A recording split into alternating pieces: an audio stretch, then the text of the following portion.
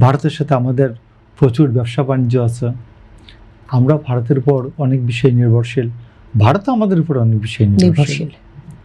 তো সেই ক্ষেত্রে আমি মনে করি যে ভারতের সাথে আমাদের যে সম্পর্কটা হবে সেটা হবে ন্যায্যতা এবং সমতার ভিত্তিতে, এবং ভারত যেন মনে করে যে বাংলাদেশ একটা আত্মমর্যাদাশীল দেশ, এই হিসাবে সে যেন বিবেচনা করে, আমি এটা মনে করি।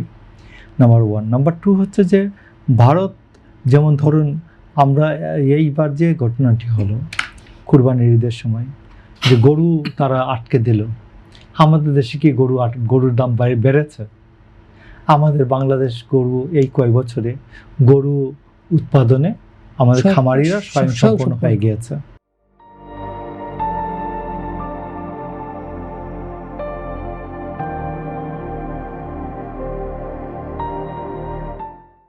আপনি তারা পেঁয়াজ নিয়ে যে ব্যবহারটা করলো শেখ হাসিনার সময় করেছে, এতে বাংলাদেশের লোকজন পেঁয়াজে দেখবেন আপনি পেঁয়াজে প্রায় স্বয়ংসম্পূর্ণ।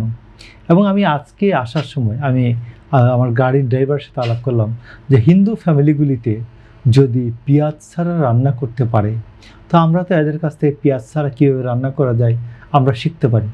এতে যদি আমরা 40% বা 30% আমরা যদি পেঁয়াজ ব্যবহার কমিয়ে দেই, তাহলে পেঁয়াজ তো আমরাই রপ্তানিকারক দেশে হয়ে যাবে, রপ্তানিকারক দেশ হবে।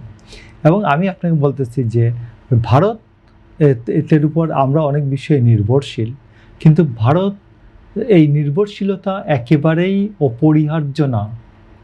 ফিডেল ক্যাস্ট্রো যেমন বলেছেন, ডিমের দাম বাড়লে তোমরা সপ্তাহে একদিন ডিম খাবা না। আমরা কি বলতে পারি না যে সপ্তাহে একদিন পেঁয়াজ ছাড়া রান্না করা শিখুন? সপ্তাহে একদিন পেঁয়াজ ছাড়া রান্না করে শিখুন। আমরা তো বলতেই পারি, আমরা শিখে নিতে পারি আমার হিন্দু ভাই বোনের কাছ থেকে যে কীভাবে পেঁয়াজ ছাড়া রান্না করা যায়।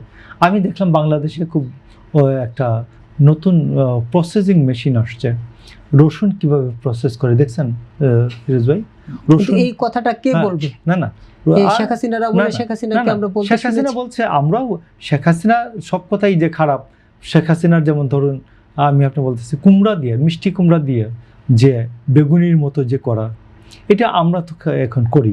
শেখ হাসিনা বলছে আমরা এটা নিয়ে টিটকারি করেছি, মস্কারা করেছি, কিন্তু শেখ হাসিনা যদি আমাদের পপুলার নেত্রী হইতো তাহলে আমরা এটা ফলো করতাম। বাট আমরা কিন্তু ফলো করেছি অনেকেই।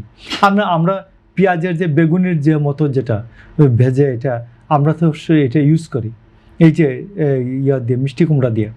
তো মিষ্টি কুমড়া দিয়ে বা মিষ্টি লাউও বলেন অনেকে, এইটা আমরা দেখি যে আমাদের অনেকের বেগুনি অ্যালার্জি আছে, তো আমরা তো মিষ্টি কুমড়া দিয়ে ইউজ করি, ইভেন কি চাল কুমড়া দিয়ে হতে পারে এটা। এই জন্য আমি আপনি বলছি যে যদি জনগণ মনে করে যে ফিরোজ ভাইকে যদি মনে করে উনি আমাদের লোক, ফিরোজ ভাই এক মধ্যম সারির কথা বললেও ফিরোজ ভাই কথাটা বলবে, আচ্ছা এটা শুনি। আর যদি ফিরোজ ভাই যদি তার সাথে সম্পর্কটা সত্যতা ভাবান হয়, ফিরোজ ভাই ভালো কথা বললেও ফিরোজ ভাই মানুষ কী বলবে, না এটা ভালো না। তো এই জন্য শেখ হাসিনার সমস্যাটা ছিল, শেখ হাসিনা আমাদেরকে একদিকে মারছিলেন, গুম করছিলেন, গুলি করছিলেন, আর তিনি বলবেন বেগুনের বদলে মিষ্টি লাউ ইউজ করা, এই জন্য আমরা টিটকারি করেছি। বাট মিষ্টি লাউ ইউজের যে প্রপোজালটা এটা সঠিক ছিল, ভালো ছিল।